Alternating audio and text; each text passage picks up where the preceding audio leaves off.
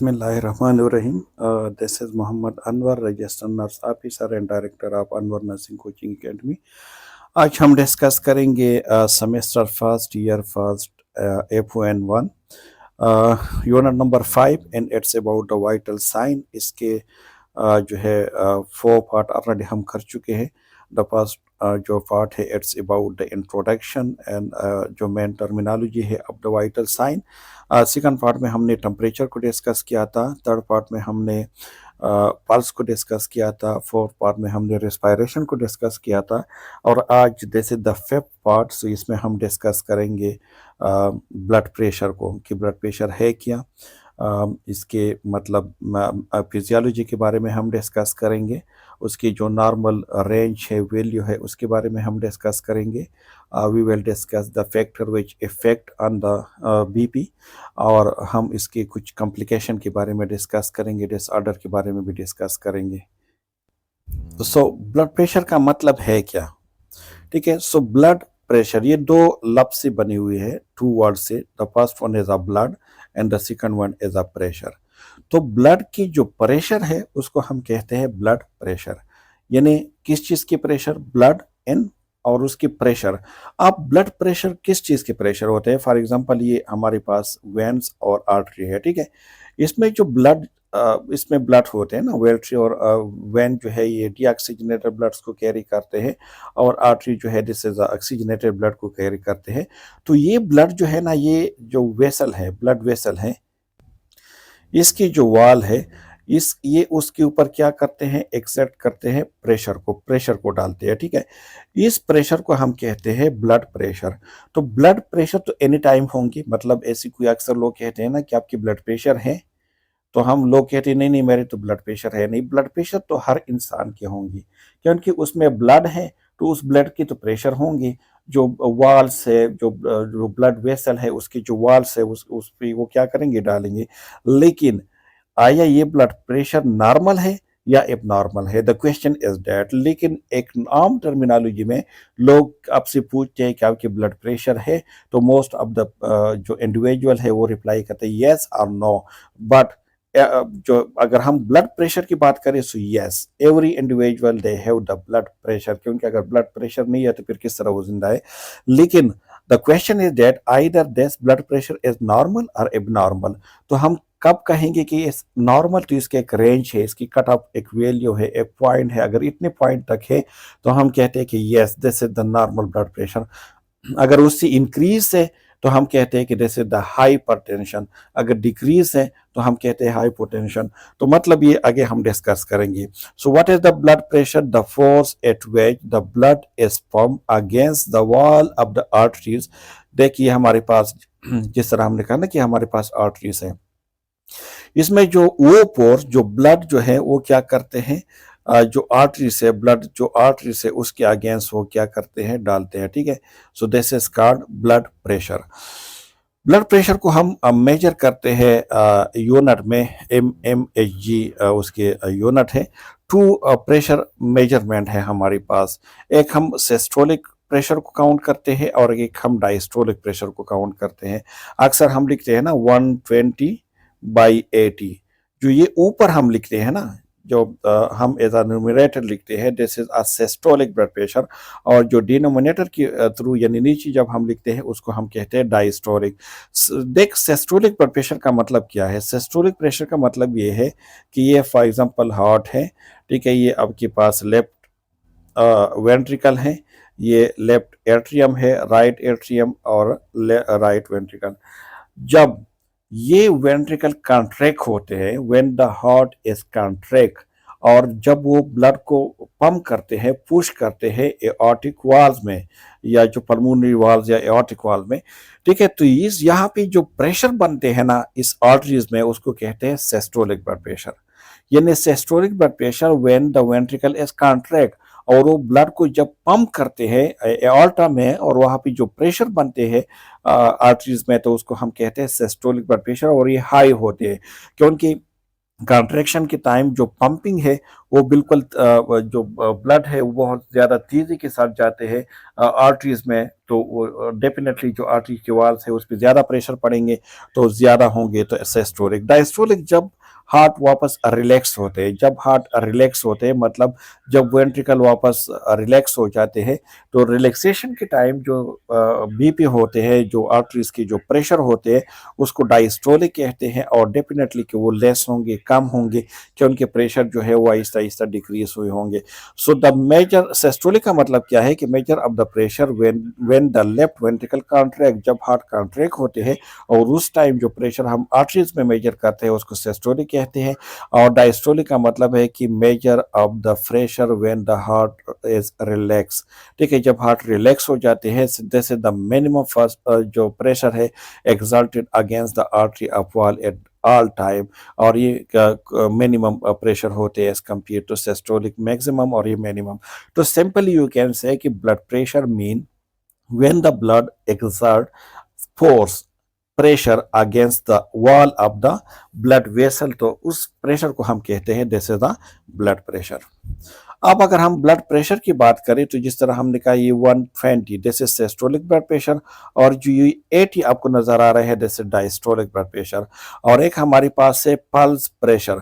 Pulse pressure का मतलब क्या है, जब हम सिस्टोलिक ब्लड प्रेशर से सिस्टोलिक से माइनस करते हैं डायस्टोलिक को, यानी 120 से अगर हम माइनस करें, 120 से हम 80 को माइनस करें, ठीक है, तो ये तकरीबन हमारे पास आ जाएंगे 40। तो इस 40 को हम कहते हैं पल्स प्रेशर, यानी the difference between the diastolic and systolic blood pressure. ठीक है, diastolic regarding from the systolic reading when we minus diastolic reading from the systolic reading, so the blood, so is the pulse pressure is 40। ठीक है, जिस तरह मैंने कहा कि हमारे पास अगर हम इसको देखें ना, पल्स प्रेशर का मतलब क्या है कि the difference between the diastolic, ये डायस्टोलिक और systolic pressure, diastolic reading from the systolic reading, when we subtract the diastolic reading from the systolic, जैसे this is diastolic, इसको हमने माइनस कर दिया है सिस्टोलिक से, तो हमारे पास जो आते हैं फॉर एग्जांपल ये 120 हमारे पास सिस्टोलिक है, 80 डायस्टोलिक है, उसका अगर हम माइनस करें सो 40 will be the correct answer. So it's mean कि पल्स प्रेशर का मतलब क्या है कि this is the difference between the diastolic and systolic pressure के जो डिफरेंस है उसको कहते हैं pulse pressure। ठीक है, so this is systolic blood pressure when the left ventricle is contract, so the top or the first number, this one is a systolic, and this is the diastolic when the heart at rest, यानी ये bottom में जो होते हैं या second number, जो top number पे होते हैं ना 120, ये टॉप पे होते हैं और जो बॉटम में होते हैं 80, तो इसको हम कहते हैं डायस्टोलिक, और ये हमारे पास है सिस्टोलिक। ठीक है, तो एमसीक्यूज में आ सकते हैं कि when the left ventricle is contract and the blood exalt pressure on the blood vessel, so this is called systolic or diastolic. When the heart is at rest and the pressure which is exerting on the blood vessel, it's called diastolic or systolic। तो इस type के MCQs आ सकते हैं, तो आपने उसको देख रहे हैं। अब ब्लड प्रेशर की अगर हम बात करें so we will discuss the factor which effect on the blood pressure. ठीक है, जो ब्लड प्रेशर के ऊपर उसका इफेक्ट है, तो the first one is age, because the new born have a mean systolic जो प्रेशर है about 75 mmHg, the pressure rise with the age. जैसे देख जब एक बच्चा, जब एक बेबी वो होते हैं ना डिलीवर हो जाते हैं, तो इसकी जो अगर हम न्यू बॉर्न में अगर उसके सिस्टोलिक ब्लड प्रेशर को देखा जाए तो 75 है, लेकिन जैसे एज बढ़ता जाता है so जो प्रेशर है वो भी राइज होता जाता है to reaching a peak at the onset of puberty. जो प्यूबर्टी की जो पीरियड है ना, जो एज है उसमें बहुत ज़्यादा पीक पे होते हैं pressure, then tend to decline somewhat, और फिर जैसे एज और भी बढ़ता जाता है तो फिर वो वापस डिक्रीज होते हैं। फॉर एग्जांपल फर्स्ट डे से जो है ना ये कम है, लेकिन फर्स्ट डे से ये इंक्रीज होते जाते हैं। फॉर एग्जांपल अगर 18 एज पे या 20 पे बिल्कुल पीक पे होते हैं और इसके बाद वापस डिक्रीज होते हैं, तो ओल्ड एज में ये वापस बीपी कम होते हैं as the compare to the young age. Exercise, this is the another factor which can affect the blood pressure. ठीक है, सो फिजिकल एक्टिविटी क्या करते हैं, इंक्रीज करते हैं कार्डिक आउटपुट को, और जब कार्डिक आउटपुट इंक्रीज होते हैं तो automatically the blood pressure will be increase. ठीक है, 10 20 to 30 minutes of the rest following exercise as indicated before the resting blood pressure can be rapidly assess. ठीक, जब इसलिए जब कोई इंडिविजुअल एक्सरसाइज करते हैं तो हम जो 20 और 30 मिनट्स है उसको रेस्ट के लिए कहते हैं। इसके बाद हम उसकी बीपी को मेजर करते हैं, मतलब after immediately after the exercise जो है हम मेजर नहीं करते, वरना जो रेटिंग है it will not be correct. Stress, stress में क्या होते हैं, देख हमने हार्ट रेट में भी डिस्कस किया था कि स्ट्रेस में जो सिंपैथेटिक नर्वस सिस्टम है वो एक्टिवेट होते हैं, और जब सिस्टमेटिक जो सिंपैथेटिक नर्वस सिस्टम एक्टिवेट होते हैं तो एपिनेफ्रिन और नॉरएपिनेफ्रिन रिलीज होते हैं, और हमारी जो हार्ट है वहाँ पे बीटा 1 रिसेप्टर है। ठीक है, तो एपिनेफ्रिन जो है this is a beta receptor agonist. जब बीटा 1 रिसेप्टर स्टिमुलेट होते हैं तो हार्ट कॉन्ट्रैक्शन होते हैं फोर्सफुली, और जब हार्ट कॉन्ट्रैक्शन होते हैं तो कार्डिक आउटपुट इंक्रीज होते हैं, और जब कार्डिक आउटपुट इंक्रीज होते हैं तो ब्लड प्रेशर इंक्रीज होते हैं। So stimulation of the sympathetic nervous system increase the cardiac output and vasoconstriction. दो काम करते हैं, एक तो कार्डिक आउटपुट इंक्रीज करते हैं, दूसरा जो ब्लड वेसल है वो कंस्ट्रक्ट कर देते हैं। तो दोनों सिचुएशन जो है वो इंक्रीज करते हैं ब्लड प्रेशर को। ठीक है, vasoconstriction of the arterioles thus increase the blood pressure reading। Medication में मैनी जो मेडिकेशन है हमारी पास वो भी इंक्रीज या डिक्रीज कर सकते हैं ब्लड प्रेशर को। अगर हम वेजो डायलेटर दे दे पेशेंट को, या अगर हम बीटा ब्लॉकर दे दे, या अगर हम कैल्शियम चैनल ब्लॉकर दे दे पेशेंट को, या इवन कि हम डायरेटिक्स दे दे पेशेंट को, तो बीपी को डिक्रीज कर सकते हैं। अदरवाइज अगर हम कुछ ऐसी मेडिसिन है जिस तरह हम अगर एपिनेफ्रिन दे दे, डोपाटामीन दे दे, डोपामीन दे दे, तो ये जो बीपी है उसको इंक्रीज कर सकते हैं। Obesity is one of another factor which can affect the blood pressure. So both the childhood and the adult obesity predispose of hypertension। hypertension मतलब obesity चाहे वो childhood में हो या adult obesity हो, वो predisposing this is the risk factor for the hypertension। क्यों? क्योंकि जितनी obesity होंगी इतनी फैट ज़्यादा होंगी, तो आपकी जो ब्लड वेसल है उसमें वो जो है न्यूरस हो सकते हैं, थिकनेस उसमें आ सकते हैं, उसमें जो इलास्टिसिटी है वो डिक्रीज हो सकते हैं, तो दैट्स वाई हाइपरटेंशन आ सकते हैं। डिजीज प्रोसेस, कुछ ऐसी डिजीज है any condition affecting the cardiac output, blood volume, blood जो है जो उसकी विस्कोसिटी है। इसी तरह अगर हम बात करें कुछ आर्टरीज की, अगर कोई डिजीज है तो वो डायरेक्टली और इनडायरेक्टली इफेक्ट कर सकते हैं ब्लड प्रेशर के ऊपर। उसकी वजह से जो ब्लड प्रेशर है, जिस तरह मोस्टली जो हमारे पास किडनी सीकेडी के पेशेंट होते हैं, अगर आप देख ली तो हाइपरटेंशन के साथ होते हैं मोस्टली। तो इस तरह कुछ ऐसी डिजीज है जो इफेक्ट करते हैं ब्लड प्रेशर के ऊपर। Another factor is diurnal variation. ठीक है, जो टाइम की वेरिएशन आती है, जिस तरह हमारे पास ये सर्कैडियन रिदम है, इसको इंटरनल क्लॉक भी कहते हैं, बिकॉज ये आपको बताते हैं कि कब आपकी जो बीपी है वो इंक्रीज होंगे, कब डिक्रीज होंगे, कब आप किस टाइम आपने सोना है, किस टाइम नहीं। ठीक है, सो प्रेशर ये आपके इंटरनल एक आप कह सकते हैं कि दिस इज अ क्लॉक, जो आपको बताते हैं कि मतलब इस टाइम पे ये करना है, इस टाइम पे ये करना है।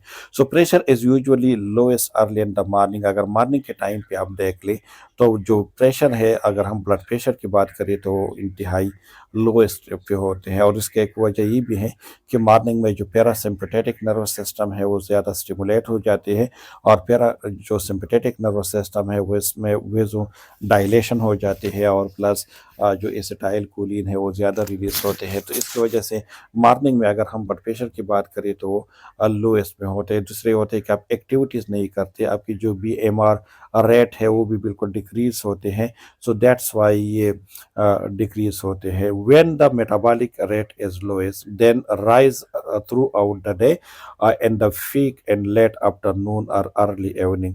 ठीक है, फिर लेट आफ्टरनून जो है उस तक जो मेटाबॉलिक रेट है वो भी इंक्रीज होते जाते हैं, है, आप भी एक्टिविटीज़ में इन्वॉल्व होते हैं और सिंपैथेटिक नर्वस सिस्टम एक्टिवेट होना शुरू हो जाते हैं। तो इस टाइम पे जो है फिर बीपी ज़्यादा होते हैं। तो आपसे ये एमसीक्यूज़ में पूछा जा सकता है कि in which time the BP is the lowest level and the which time the BP is in a highest level.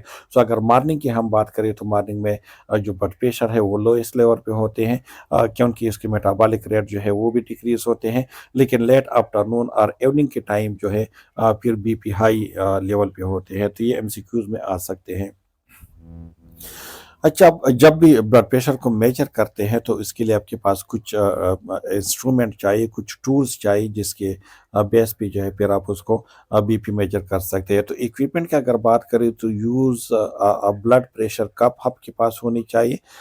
इसके अलावा जो है आपके पास स्पेग्मोमेनोमीटर होनी चाहिए, ठीक है, जो बीपी ऑपरेटर्स हैं, और आपके पास स्टेथोस्कोप होनी चाहिए। अगर हम बात करें बीपी ऑपरेटर्स के जो है स्पेगोमोनोमीटर, तो इसमें हमारे पास डिफरेंट टाइप के आते हैं। फॉर एग्जांपल हमारे पास मर्करी आते हैं, एनोराइड आते हैं, इलेक्ट्रॉनिक आते हैं।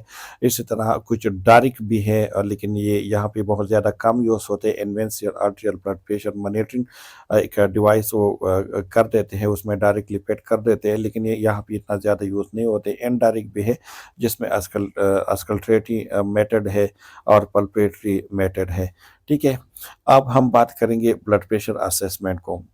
जो डायरेक्ट मेथड है, a monitor is used for this method. This is a continuous method which major mean pressure. इसमें क्या है कि a needle or catheter is inserted into the brachial, radial or femoral artery and monitor display arterial pressure in the wave form, ठीक है। तो ये एक चूंकि पहले हमने कहा था कि दिस इज इन्वेंसिव प्रोसीजर, तो इसमें एक किनोला या कुछ कैथेटर जो है वो इंसर्ट करते हैं ब्रेकियल आर्टरी के थ्रू या रेडियल आर्टरी के थ्रू, और वो डायरेक्टली पे जो आपकी मॉनिटर है उसके साथ वो अटैच कर देते हैं, और उसकी डिस्प्ले पे जो है आर्टरियल प्रेशर आपको शो होते हैं। इनडायरेक्ट मेथड की अगर हम बात करें so taking blood pressure by using जो हमारे पास बीपी ऑपरेटर्स है, स्पेग्मो जो है मैनोमीटर, उसके थ्रू हम डायरेक्टली कर सकते हैं, मतलब आप मैनुअली जो है उसको चेक कर सकते हैं। Palpatory method, in the palpatory method the blood pressure determination instead of a listening for the blood flow sounds, ठीक है। तो पल्पेटरी वो है कि जिसमें हम क्या करते हैं, वो मेथड है, method of blood pressure determination है, जिसमें हम instead of a listening for the blood flow sound, ठीक है। तो हम इसमें क्या करते हैं कि आप पल्पेशन के थ्रू आप उसको, क्योंकि हम ज़्यादातर ब्लड प्रेशर के लिए हम क्या यूज़ करते हैं, हम अस्कल्टेशन करते हैं, मतलब हम जो है थ्रू स्टेथोस्कोप उसकी साउंड सुनते हैं, लेकिन इसमें जो ब्लड फ्लो की साउंड है उसको हम नहीं सुनते, बल्कि अपने फिंगर से जो है ना हम उसकी पल्पेशन के थ्रू हम उसको मेजर करते हैं कि मतलब जब सिस्टोलिक ब्लड प्रेशर होते हैं, आपने कप में जो है ना एयर को बिल्कुल भर लेना है, जैसे आप उसको थोड़ा सा वापस रिलीज़ करोगे तो आपने उसको पल्पेट करना है। जैसे सिस्टोलिक ब्लड प्रेशर पे आ जाएंगी आपकी जो मरकरी है या जो सुई है, तो आपको जो है पल्स फील होना शुरू हो जाएंगे। So this is your systolic blood pressure, और फिर आप आहिस्ता आहिस्ता आके ख़त्म हो जाएंगे। द अस्कल्ट्रेटरी मेथड क्या है कि इस the most commonly use method है, जो हॉस्पिटल, क्लिनिक और होम हर जगह यूज़ होते हैं। इसमें आप क्या करते हैं कि जो एक्सटर्नल प्रेशर होते हैं इज अप्लाई टू द जो सुपरफिशियल आर्टरी है, एंड नर्स जो है वो क्या करते हैं, रीड द प्रेशर फ्रॉम जो आपके पास जो बीपी ऑपरेटर्स होते हैं, जिस तरह आपके पास जो स्पेग्मो मैनोमीटर है या दूसरा जो डिवाइस है, तो उसके थ्रू आप क्या करते हैं कि आप स्टेथोस्कोप लगा देते हैं, और थ्रू स्टेथोस्कोप आप उसकी साउंड सुनते हैं, ठीक है। तो जब आप पल्पेशन के थ्रू करते हैं तो उसको पल्पेटरी मेथड कहते हैं, और जब आप स्टेथोस्कोप को यूज़ करके आप उसकी जो साउंड है, ब्लड फ्लो की साउंड है, उसको सुनते हैं, तो दिस इज अस्कल्ट्रेटरी मेथड उसको कहते हैं। अब अगर बीपी असेसमेंट साइट की हम बात करें कि मतलब कौन से साइट को हम यूज़ करके हम बीपी चेक कर सकते हैं, तो जो अपर आर्म है, जो मोस्ट कॉमनली यूज़ होते हैं, this is the most commonly use site है, तो आप उसको यूज़ कर सकते हैं। आप टाई को यूज़ कर सकते हैं, लेग को यूज़ कर सकते हैं, फोर आर्म भी आप यूज़ कर सकते हैं।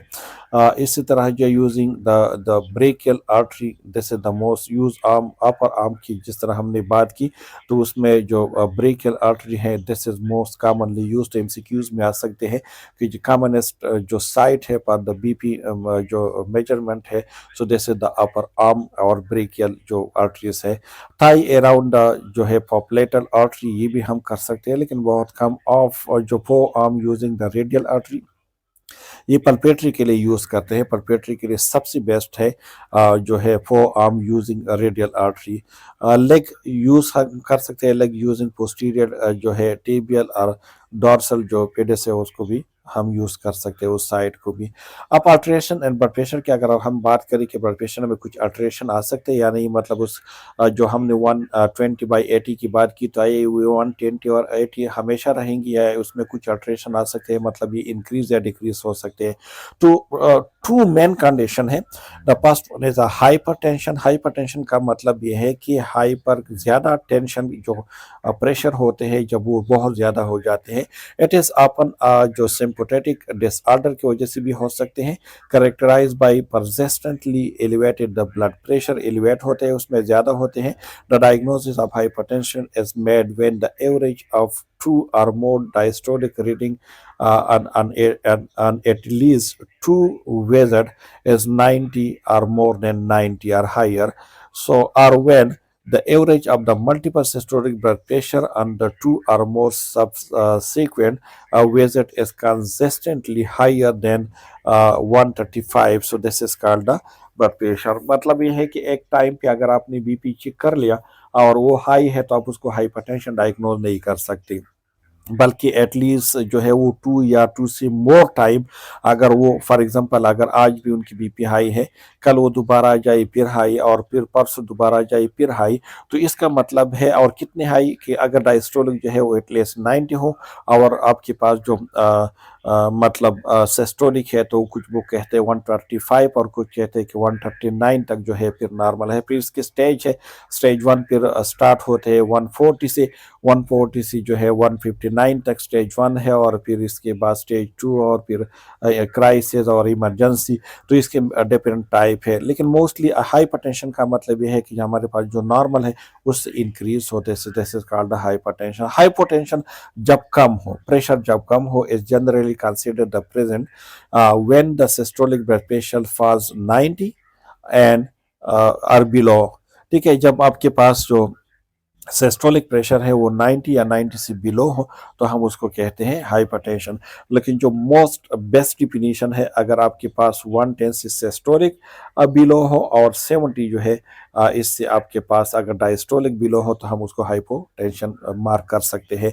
अच्छा, एक है अर्थोस्टैटिक। अर्थोस्टैटिक हाइपोटेंशन का मतलब ये है कि ये नॉर्मल एक नॉर्मल इंडिविजुअल है जिस जो हाइपरटेंशन पेशेंट नहीं है, लेकिन जैसे वो अपनी पोजीशन को चेंज कर देते हैं तो इसकी वजह से जो है बीपी इंक्रीज। फॉर एग्जांपल अगर आप वो लाइनिंग पोजीशन में है और वो सिटिंग पोजीशन में आ जाए तो उसकी जो बीपी है वो सडनली कम हो जाते हैं, या अगर वो सिटिंग पोजीशन में है और वो डायरेक्टली स्टैंडिंग पोजीशन पे आ जाए तो उसकी बीपी कम होते हैं। मतलब जैसे आप पोजीशन चेंज करते हैं तो पोजीशन की वजह से आपकी जो बीपी है वो कम हो सकते हैं, और इसको इसीलिए उसको पोस्टीरियल हाइपोटेंशन भी कहते हैं और ऑर्थोस्टैटिक हाइपोटेंशन भी कहते हैं। एट्स आकर व्हेन द जो अब आपके पास जो एक नॉर्मोटेंसिव पर्सन का मतलब वो है कि वो इंडिविजुअल जिसको बीपी की कोई प्रॉब्लम ना हो, develop symptom of the low blood pressure की जो सिम्टम है वो जब उसमें डेवलप हो जाए, when rising to an upright position, जब वो अपराइट पोजीशन में आ जाते हैं। For example change his position from the lining to sitting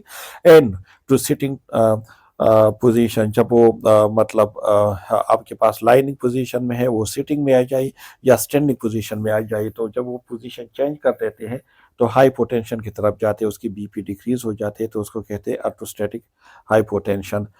तो it was all about the blood pressure. Blood pressure में एक चीज़ याद रखिए, एज अ फीमेल नर्सेज अक्सर हम एलएचवीज को बहुत डिटेल में पढ़ाते हैं। एक बहुत कॉमन प्रॉब्लम है आजकल बीपी के साथ, एंड स्पेशली जो प्रेग्नेंट वुमेन होते हैं जिसमें प्री एक्लेम्शिया और एक्लेम्शिया, ये इतना सीवियर और इतना डेंजरस डिजीज है कि अगर आपने टाइमली उसको मैनेज नहीं किया तो उसकी जो न सिर्फ बेबी बल्कि उसकी जो मदर है उन दोनों की जो जान है वो जा सकते हैं इसमें।